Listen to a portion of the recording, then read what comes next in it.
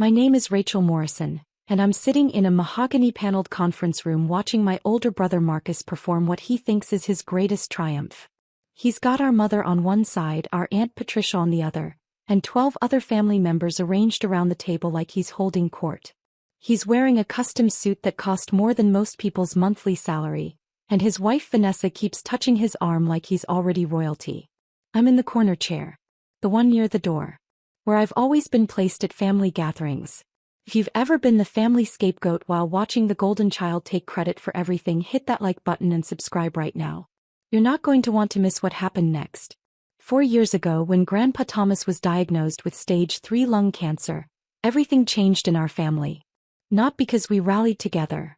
That would have required us to actually function like a healthy family. No, everything changed because suddenly there was an estate worth fighting over. 10 rental properties scattered across 3 counties. Commercial buildings with long-term corporate leases. A portfolio that generated $45,000 in monthly rental income, clockwork regular, for the past 32 years. Marcus saw dollar signs. I saw Grandpa slowly dying and pretending everything was fine. Our family had always worked a certain way. Marcus was the responsible one, the successful one, the one Mom bragged about at church. He had the finance degree from state, the corporate job, the beautiful wife, the right opinions about everything. I was the artsy one. The impractical one. The one who dropped out of business school to pursue photography. The disappointment. Mom introduced me at family events as Rachel, who's still figuring things out, even when I was 32 years old. Marcus made it crystal clear how things would go. When Grandpa passes, he told me over coffee 2 weeks after the diagnosis, someone's going to need to manage the estate properly. Someone with actual business experience. Grandpa's not even gone yet, I said. I'm being realistic. You're being emotional. This is why you'll never succeed at anything, Rachel. I didn't argue. I learned years ago that arguing with Marcus was like arguing with a brick wall, except the brick wall eventually stopped talking. Instead, I visited Grandpa 3 times a week, then 5 times a week, then basically every day as the cancer progressed. We'd sit in his small house, the one property he'd kept for himself, refusing to rent it out, and he'd tell me stories about building his empire. Started with 1 duplex in 1973, he'd say, his voice getting weaker each month. Your grandma and I, we scraped together the down payment. I did all the repairs myself. Learned plumbing from a library book, if you can believe it. I believe it, I said, adjusting his oxygen cannula. You never did anything halfway. Marcus came by yesterday, Grandpa said one afternoon in March, 6 months after diagnosis. Spent 40 minutes talking about property management software and tax optimization strategies. That sounds like Marcus. Didn't ask me how I was feeling. Didn't ask about the treatments. Grandpa's eyes, still sharp despite everything, fixed on me. You know what he did ask? What? If I'd updated my will recently. I felt something cold settle in my stomach. Grandpa. I'm not a fool, Rachel. I see exactly what's happening. He reached for my hand, his grip surprisingly strong. You know why I never taught Marcus about the properties? Why I never brought him into the business? Because he never asked? Because he doesn't care about the properties. He cares about the money they generate. There's a difference. Grandpa paused to catch his breath. You, on the other hand. You asked me about Mrs. Chin in 4B when her husband died. You remembered that the Johnsons in the commercial building were celebrating 20 years. You see people, not dollar signs. I just pay attention. Exactly. Grandpa squeezed my hand. I need to show you something. That's when everything changed. Grandpa walked me through, had me will him through, every single property. 10 buildings, 42 rental units, 3 commercial spaces. He introduced me to every tenant, showed me where he kept the spare keys, explained which contractors were reliable and which ones would rob you blind. This furnace is original to 1987, he'd say. Needs replacing next year, probably $15,000. This roof's got another 5 years if we're lucky. Mrs. Rodriguez in 2A, she's never late on rent, but her daughter's going through a divorce. Might need some grace in a few months. I took notes. Hundreds of pages of notes. I photographed everything, learned the systems, memorized the details. Marcus never knew. Nobody knew. They thought I was just visiting my dying grandfather, being the emotional, impractical one who couldn't face reality. Rachel, Grandpa said one night for months before he died. I'm going to do something and I need you to trust me. Of course. The properties. I'm transferring them. All of them. My heart stopped. To Marcus. To you. I couldn't breathe. Grandpa, I can't. The family will. The family will do exactly what they're already doing. Your mother will side with Marcus because she always has. Your aunt will demand her cut because she thinks she's entitled. And Marcus will threaten lawyers and throw tantrums. Grandpa's expression was calm, resolute. But the properties will be yours. Legally, completely, irrevocably yours. Why? Because you're the only one who'll do right by them. The only one who sees them as homes for people, not just income streams. He pulled out a folder thick with documents. My lawyer's been working on this for 2 months. Everything's ready. We just need your signature. I signed. My hands were shaking so badly I could barely hold the pen, but I signed. The transfers went through quietly. Grandpa's lawyer, Mitchell Chin, was a master of discretion. Property records were updated, deeds were filed, everything was done properly and legally. The monthly rent, all $45,000 of it, started depositing into an LLC account in my name. And I didn't tell anyone. Not because I was hiding it exactly, because I was protecting it. And because, honestly, I wanted to see what would happen. I wanted to see if my family would love me without thinking I was the broke, irresponsible failure. Spoiler alert, they didn't. Grandpa died on a Tuesday in November. Peaceful at home with me holding his hand. His last words were, "You're going to be just fine, kiddo. Better than fine." The funeral was a circus. Marcus gave a eulogy about Grandpa's business acumen and legacy. Mom cried dramatically. Aunt Patricia complained about the flower arrangements. I sat in the back and said nothing. Drop a comment and let me know where you're watching from tonight. 3 days after the funeral, Marcus called the family meeting. Estate matters need to be settled, he announced. We're meeting at Mitchell Chen's office next Thursday. Everyone needs to be there. I showed up in jeans and a sweater. Marcus was in his power suit. Mom wore her funeral pearls. Aunt Patricia brought her husband Gerald, who immediately started talking about how he'd always helped Grandpa with business advice. That was a lie. Gerald was a dentist who'd never managed anything more complex than his own practice. Mitchell Chen's conference room was designed to intimidate. Floor-to-ceiling windows, leather chairs, law books lining the walls. Mitchell himself was 73, sharp as a tack, and had known Grandpa for 40 years. Marcus didn't wait for Mitchell to start the meeting. He stood up like he was chairing a board meeting, pulled out a leather portfolio and smiled at everyone. "I want to thank you all for coming," he said, like he'd organized this instead of just demanding everyone show up. "Grandpa Thomas left behind a significant estate, and it's important we handle this properly." "Marcus," Mitchell said quietly, "perhaps we should." "I've spent the last 3 days reviewing the properties," Marcus continued, ignoring him completely. 10 buildings, 42 units, stable cash flow. Grandpa built something remarkable, and it's our responsibility to honor that legacy. Mom nodded approvingly. Aunt Patricia whispered something to Gerald. I sat perfectly still. "Now, I know Grandpa never officially named an executor," Marcus said, which was interesting because Mitchell's expression said that wasn't true at all. "But I think we can all agree that this estate needs professional management. Someone with actual business experience." "Marcus has always been so responsible," Mom chimed in. "Ever since he was a boy." "I've already spoken with several property management firms," Marcus continued. "And I've had my accountant run preliminary numbers on tax optimization strategies. Conservative estimates put the annual net income around $400,000, assuming we raise rents to market rate and cut unnecessary maintenance costs." I watched him. His confidence was absolute. He genuinely believed this was already his. "Now, obviously, there will be distributions to family members," Marcus said generously. "Mom, Aunt Patricia, even Rachel will receive something. But the responsible thing, the thing Grandpa would have wanted, is for the properties to be managed by someone who won't run them into the ground." Vanessa, his wife, actually started a slow clap. I'm not kidding. She started clapping like he'd just delivered the Gettysburg Address. "So here's what I'm proposing," Marcus said, pulling out a document. "I'll take ownership of the portfolio. In exchange, I'll provide annual distributions to family members.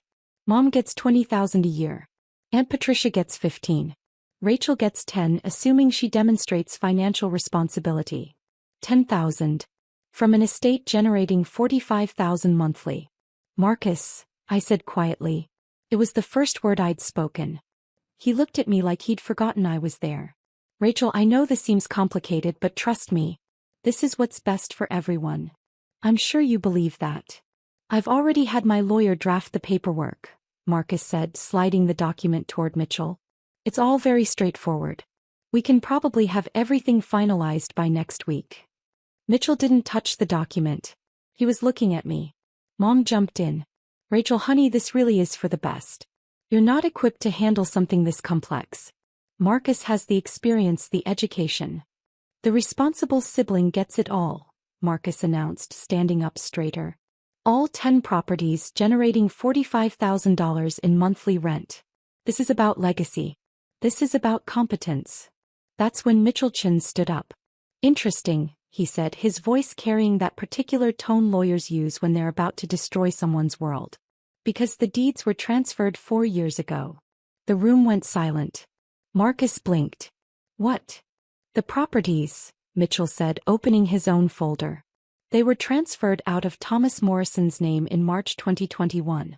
All 10 buildings, all 42 units, all 3 commercial spaces. Mom's face went pale. That's not possible. Dad wouldn't. I handled the transfers myself, Mitchell continued. All properly filed with the county recorder's office. All legal, all documented. Marcus was shaking his head. No, that's not, I would have known. I've been managing the maintenance, I've been filing the expense reports. That's actually another interesting point, Mitchell said. Those maintenance receipts you filed with the estate? The ones claiming you've been managing the properties and spending your own money on repairs. Hit that subscribe button if you've ever had to set boundaries with toxic family, because what happened next changed everything. Marcus had gone very still. What about them? They're fraudulent. Mitchell pulled out another folder, this one much thicker. Every single receipt, every invoice, every claim of expenditure, all fabricated. And we can prove it. That's ridiculous, Marcus said, but his voice had changed. The confidence was cracking. I have documentation. You have fabricated documentation, Mitchell corrected. For example, this receipt claiming you spent $12,000 on a new HVAC system for the property on Maple Street. The actual HVAC company has no record of that work. Because it never happened. I must have used a different. Or this one. $8,000 for roof repairs on the commercial building downtown. Except the roofing company you supposedly used went out of business in 2019. 2 years before this receipt is dated. Aunt Patricia stood up. Mitchell, surely there's some misunderstanding. There's no misunderstanding. Over the past 4 years, Marcus has filed approximately $173,000 in fraudulent maintenance claims against the estate. Mom actually gasped. Marcus, tell him that's not true. But Marcus wasn't looking at Mom. He was looking at me. And I saw the exact moment he realized. He breathed. He knew. You've known the whole time. I met his eyes. I didn't know about the fake receipts. That's a nice touch though. Really creative. The properties are yours? Vanessa said, her voice climbing. Since when? Since March 2021, I said calmly. Grandpa transferred them to me 4 months before he died. Every single one. That's not legal, Marcus said desperately. He wasn't in his right mind, he was dying, it was undue influence. He was completely competent, Mitchell said. I have medical documentation from 3 separate doctors confirming his mental capacity at the time of transfer. I also have video recording of the signing, which was witnessed by 2 independent parties who had no relationship to the family. I pulled out my own folder. I'd been holding it in my lap the whole time. But here's the thing, Marcus, I said, sliding it across the table. While you were filing fake maintenance receipts, I was actually maintaining the properties. With my own money. Money from the rental income that's been legally mine for 4 years. The folder hit the table with a satisfying thud. Marcus opened it with shaking hands. That's every repair, every upgrade, every legitimate expense, I said. The furnace at the Maple Street property, that's page 12. I replaced it last year for $16,000. The commercial building roof? Page 37. $22,000 completed 6 months ago. Mrs. Rodriguez's broken water heater? Page 53. Emergency repair 24-hour turnaround, because she has 3 kids and it was January. Marcus was flipping through the pages, his face getting redder with each one. All documented. All legitimate. All paid for from the rental income that you thought should be yours. I leaned back in my chair. You want to talk about responsible management, Marcus? I've been responsible. You've been filing fake receipts and planning to evict tenants to raise rents. You had no right, Mom said, her voice shaking. Rachel, your grandfather wouldn't have wanted this. Family doesn't. Family doesn't what, Mom? I turned to her. Family doesn't lie? Family doesn't fabricate documents? Family doesn't try to steal from each other. You manipulated a dying man, Aunt Patricia accused. I visited a dying man, I corrected. 3 times a week, then 5 times a week, then every single day. I held his hand through chemo. I learned about his tenants, his properties, his life's work. Where were you, Aunt Patricia? Where were you, Marcus? This isn't fair, Vanessa said. Marcus has been planning. He left his job. He was going to manage these properties full-time. He left his job. I looked at Marcus. When? His jaw clenched. 2 weeks ago. I gave notice after the funeral. So you quit your 6-figure job to manage properties you didn't own and hadn't bothered to verify were actually part of Grandpa's estate? I shook my head. That's not business acumen, Marcus. That's stupidity. You smug little, Marcus started. Mitchell cleared his throat. There's more. Marcus's head snapped toward him. More. The fraudulent receipts constitute attempted theft by deception. Given the amounts involved, over $170,000, we're talking felony charges.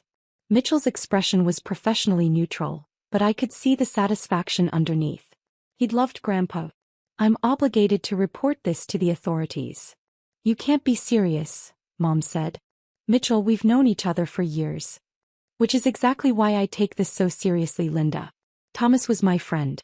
What Marcus attempted to do here isn't just unethical. It's criminal. Marcus stood up so fast his chair fell over. I'm not going to sit here and be accused of crimes by my own sister. Then leave, I said simply. You're not needed here anyway. You never were. That's when the door opened. 2 people walked in. A man and a woman, both in business suits, both carrying badges. Marcus Morrison, the woman said. Marcus went white. Who are you? Detective Sarah Chin, Fraud Division. This is Detective James Rodriguez. She looked at Mitchell. We got your call. Call? Mom's voice was barely a whisper. I contacted the authorities this morning, Mitchell said. After reviewing the fraudulent documentation Mr. Morrison attempted to submit as legitimate estate claims. Detective Chin approached Marcus. Mr. Morrison, we need you to come with us. We have some questions about financial documents you've filed over the past 4 years. This is insane, Vanessa said, grabbing Marcus's arm. You can't just arrest him. We're not arresting him, Detective Rodriguez said. Yet. But we do need to talk about approximately $173,000 in fraudulent claims. Marcus looked at me. Actually looked at me maybe for the first time in 30 years. You're destroying the family. No, I said quietly. I'm just declining to be destroyed by it.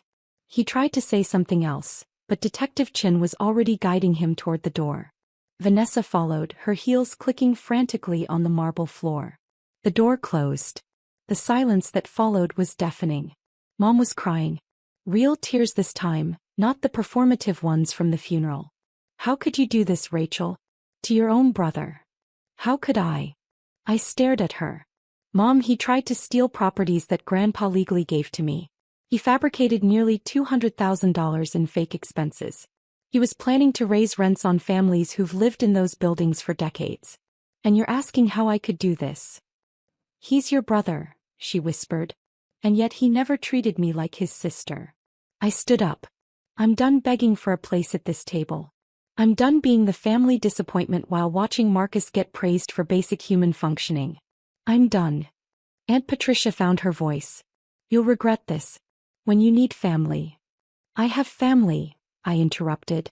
I have Mrs. Chin in 4B who sends me homemade dumplings every Chinese New Year. I have the Johnsons who invited me to their daughter's wedding. I have 42 households who actually appreciate what I do for them. I looked at her. What I don't have is relatives who value me. And honestly, I'm okay with that. I picked up my folder and walked toward the door. Rachel, Mitchell called. You'll need these. He handed me another folder. Updated documentation for all 10 properties. Everything's in order. The LLC is generating excellent returns, by the way. Your grandfather would be proud. Thank you, Mitchell. One more thing. He lowered his voice. The fake receipts. I noticed them about a year ago. I've been building the case ever since. Your grandfather asked me to watch out for you. This is me keeping that promise. I hugged him. Actually hugged him right there in the conference room while my mother sobbed and my aunt glared. Then I left. The fallout was immediate and spectacular. Marcus was charged with attempted fraud and theft by deception within 48 hours. The local newspaper ran a story, finance professional charged in elaborate estate fraud scheme. His LinkedIn profile disappeared. His wife's Facebook went private. Mom called me 17 times that first day. I didn't answer. She left voicemails ranging from pleading to angry to desperate. You're tearing this family apart, she said in message number 12. Your grandfather would be ashamed. I finally called her back on day 3. Grandpa knew exactly what he was doing, I said. He knew Marcus would try exactly this. That's why he transferred everything 4 years early. That's why he had everything documented. He was protecting his legacy from people who saw it as a cash grab. You poisoned him against his own family, she accused. No, Mom. I visited him while he was dying. There's a difference. I took a breath. You're welcome to be part of my life. But only if you can accept that I'm not the failure you've always treated me as. Otherwise, we're done. She hung up on me. She hasn't called back. Aunt Patricia tried a different approach. She showed up at my apartment with a casserole and an apology that lasted exactly as long as it took her to ask for $20,000. Just to help with Gerald's practice expenses, she said. No, I said. But we're family. Then act like it. Start with not demanding money from the niece you've ignored for 30 years. She left without the casserole. Marcus's case went to court 6 months later. The evidence was overwhelming. Fake receipts, fabricated invoices, forged signatures. His lawyer tried to argue emotional distress, grief-induced poor judgment, financial pressure from unemployment. The judge wasn't impressed. 18 months in minimum security, 5 years probation, full restitution to the estate. The sentence was delivered on a Tuesday. I wasn't there, but Mitchell called me immediately after. Justice, he said simply. Vanessa filed for divorce before Marcus even started his sentence. She'd already moved in with her personal trainer. The irony wasn't lost on anyone. The properties thrived. I replaced 2 more roofs, upgraded 3 kitchens and installed energy-efficient windows in the commercial building. Rent stayed stable. No increases unless absolutely necessary and always with 6 months' notice. Mrs. Rodriguez in 2A sent me a Christmas card. Thank you for understanding when Sarah moved back home, she wrote. Most landlords would have evicted us. You gave us grace. That card is framed in my office. A year after the estate meeting, I got a call from an unknown number. Rachel Morrison? A professional voice, female, confident. Speaking. My name is Jennifer Wu. I run a property management firm downtown. I've been hearing about how you've been managing the Morrison properties and I'm impressed. Thank you. I'm expanding my business. I need someone who sees properties as homes, not just assets. Someone who understands tenant relationships matter more than maximum profit extraction. She paused. I'd like to offer you a consulting position. 20 properties to start, $60,000 retainer, profit sharing on renovations you oversee. I took the job. 2 years after that, I bought 3 more properties. Fixed them up, rented them to families who needed a break, managed them the way Grandpa taught me. The business grew. The consulting expanded. Last month, Jennifer offered me a full partnership in her firm. You've changed how we operate, she said. Tenant retention is up 40%. Referrals are through the roof. You were right. Treating people like people instead of income streams actually makes better business sense. If you've ever had to walk away to save yourself, tell me your story in the comments. What would you have done? 3 years after the estate meeting, I was having coffee at the property on Maple Street. I'd converted the ground floor unit into a community room for tenants, when someone knocked on the window. It was Mom. She looked older. Tired. She was carrying a single shopping bag and wearing a coat I recognized from 5 years ago. I unlocked the door. "I don't want money," she said immediately. "Okay. Marcus gets out in 6 months. Parole hearing next week." "I know." She looked around the community room. New paint, comfortable furniture, a bulletin board covered in tenant announcements and kids' artwork. "This is nice. The tenants like it. Mrs. Chin teaches Tai Chi here on Sundays. The Johnson kids do homework here after school." Mom sat down without being invited. "I was wrong. I waited. About Marcus. About you. About everything." Her hands twisted in her lap. "I thought success looked like his finance degree and corporate job. I didn't see that you were building something real. Something that actually helps people." "Why are you here, Mom?" "Because I miss my daughter. Not the daughter I wanted you to be. The daughter you actually are." She looked up. "I know I don't deserve forgiveness. I know I enabled Marcus, dismissed you, treated you like you were less. I can't change that. But I'm asking anyway." I sat down across from her. "What happened to standing by Marcus no matter what?" "I visited him in prison last month. Do you know what he said?" She laughed bitterly. "He blamed me. Said I pressured him, created unrealistic expectations, made him feel like he had to be perfect. Blamed everyone but himself." "Sounds like Marcus." "It does, doesn't it?" Mom wiped her eyes. "I spent 3 years defending him, alienating everyone, insisting you were the problem. And he blamed me the first chance he got. What do you want from me, Mom?" "Nothing. Everything. A chance to know my daughter. To apologize properly, not just with words but with time and effort and actually showing up." She met my eyes. "I know that might not be possible. I know I burned that bridge. But I had to try. I thought about Grandpa. About his lessons on grace and boundaries. About Mrs. Rodriguez and second chances. Tuesday mornings," I said. "Coffee here 9 a.m. We talk. Actually talk, not perform for each other. That's it. That's the start. You show up consistently for 6 months, we'll talk about more. You miss more than 2 without legitimate excuse, we're done. And you never ever ask me to reconcile with Marcus or minimize what he did. Deal." She started crying again. "Thank you, Rachel. Thank you for showing up." She did. Every Tuesday for 6 months, then a year, then 2 years. We rebuilt something. Not what we had, that was broken from the start. Something new. Something honest. Marcus got out of prison and immediately tried to contact me through social media. His message was 3 paragraphs of self-justification ending with a request for $50,000 to get back on his feet. I blocked him and didn't think about it again. Last month, Grandpa's birthday, I visited his grave.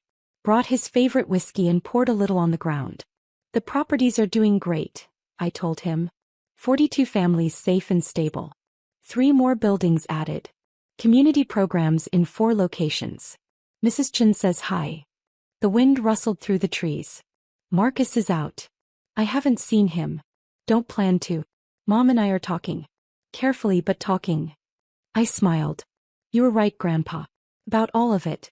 The properties aren't just buildings. They're homes. And that matters more than maximum profit." I could almost hear him agreeing. "You taught me to see people. To value stability over extraction. To build something that lasts." I stood up. "I'm doing that. Every day. For 42 families and counting." The sun was setting, casting everything in gold. "Thank you," I said. "For trusting me with your legacy. For seeing who I actually was instead of who everyone wanted me to be. For giving me the tools to build something real." I walked back to my car, a practical Honda because some things don't change, and drove to the Maple Street property. Tuesday Tai Chi was just ending and Mrs. Chin waved at me through the window. 42 families. A growing business. A relationship with my mother that was finally honest. A life built on the foundation Grandpa created, expanded with lessons he taught me. Marcus wanted the empire handed to him. I earned it, building by building, family by family, choice by choice. paper beats promises every single time. And sometimes, the family scapegoat turns out to be the only one who actually understood what family means.